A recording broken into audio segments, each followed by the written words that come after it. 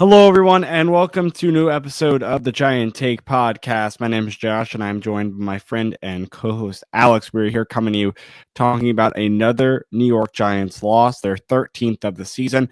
And with this 10-game losing streak in a row the Giants have, that is currently the most losses in a row in the entire franchise's history. In the 100th Giants season, might I add. When Brian Dable was asked about this post-game, he said simply, he's just focused on this loss against the Falcons, nothing else.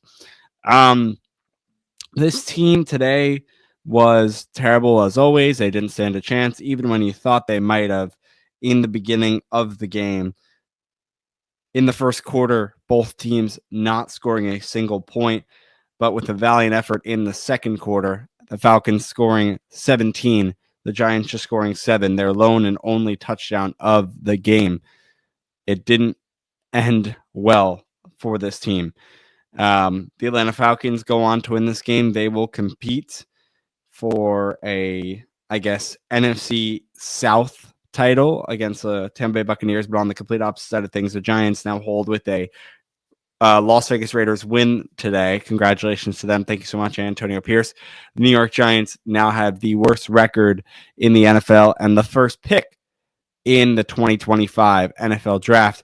Alex, my co-host, I bring you in. How are you doing?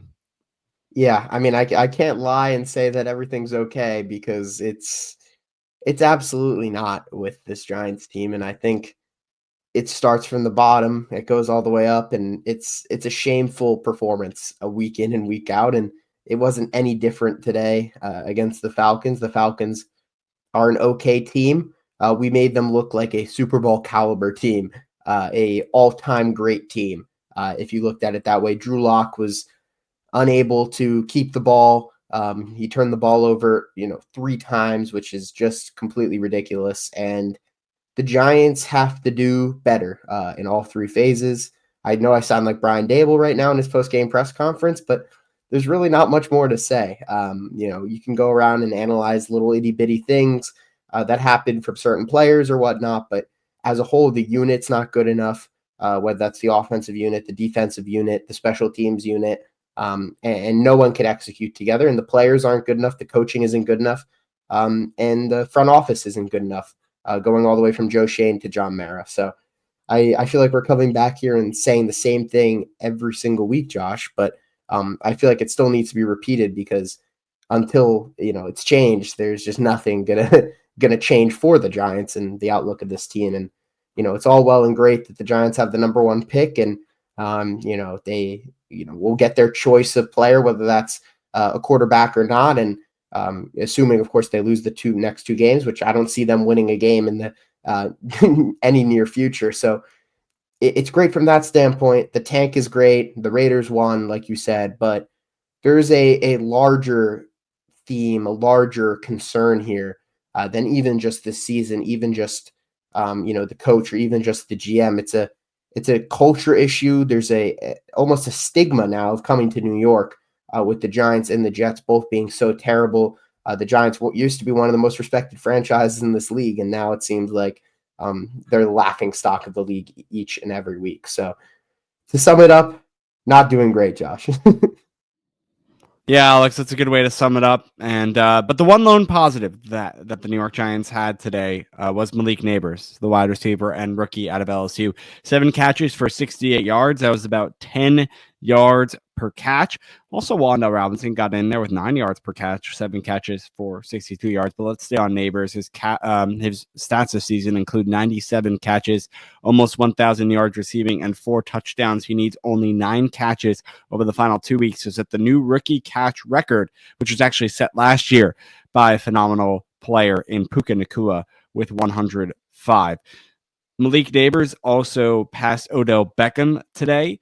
A nice job by him in the most, I believe, catches from a Giants rookie wide receiver. I'm trying to pull up the exact. Yes, 92nd catch of the season, passes Odell Beckham, the rookie record.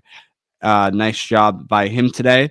But he even said it after the game. He said, well, kudos to me on getting the record, but we didn't win. And that's plain and simple. It's a matter of time before, Malik Neighbors maybe makes another comment, but I feel like he learned his lesson the first time with Brian Dable. Maybe Brian Dable spoke to him, maybe it was ownership, maybe it was the agent, whatever it was, it worked because he hasn't slipped since that point. But as you said, Alex, we're in a position now where the Giants have a really sweet spot of getting that first overall pick in the NFL draft. And there's some teams around that spot, including Jacksonville and New England, who don't even need a quarterback. So we'll have to wait and see. Maybe they trade back and get even more draft capital, go to like 3 or 4 or something like that if they can get really good compensation for those picks. And then they'll have Shedeur Sanders, Cam Ward, Jalen Milroe, quarterback in their hands in the later half of the top 10. I don't think you can drop back more than that. Obviously, it's the conversation we'll have over the next coming months. But especially with what happened with this Raiders move where they dropped down a few picks, the Giants have really solidified themselves unless a miraculous win or two against the Colts in the final home game of the season and the Eagles in the final game of the season where they've already wrapped up themselves in a NFC East title with the Cowboys now not in playoff contention anymore. We'll have to see what happens when they rest their starters in that game. If they rest their starters in that game, I assume they will. If the Giants will pull out a stupid victory there and see if that changes the trajectory of their draft stock. But in a loss today against the Commanders, I just want to put this out there for everyone as we were watching it alongside the Giants game. Saquon Barkley carried the ball 29 times, had 150 yards and 2 touchdowns, did his very best and really the most he could possibly do to help set up his team for a victory. And they actually lost, which is it was great to see. Nice job, Commander. So you know what? Who knows? Maybe they're in a fight for that NFC East win. If the Eagles drop 2 more games and the Commanders win their next 2, who knows?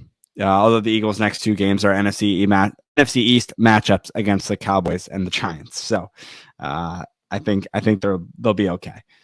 They're in a very different situation than this team right now, and yeah, that's really all I got for that, Alex. I'll touch on one more thing. I know I've been going for a hot minute, so I apologize. But the last thing is something you brought up, and just kind of harp on that is Drew Lock in this game causing 3 turnovers single-handedly. Excuse me. That's unacceptable. That's truly something you don't see a quarterback do in the NFL unless they're a second or third string player. And that's exactly what Drew Lock is. He played to his potential today, unfortunately. Well, not to his potential. He played to what he is today, and that's a backup quarterback in the NFL.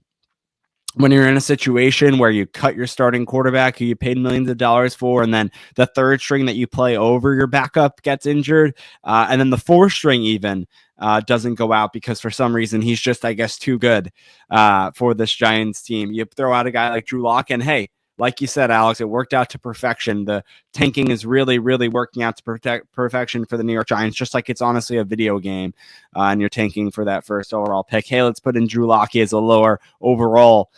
He probably will do bad, and that's exactly right. What was it, a pick 6, another interception, 2 pick 6s? 2 pick 6s, don't forget. 2 pick 6s.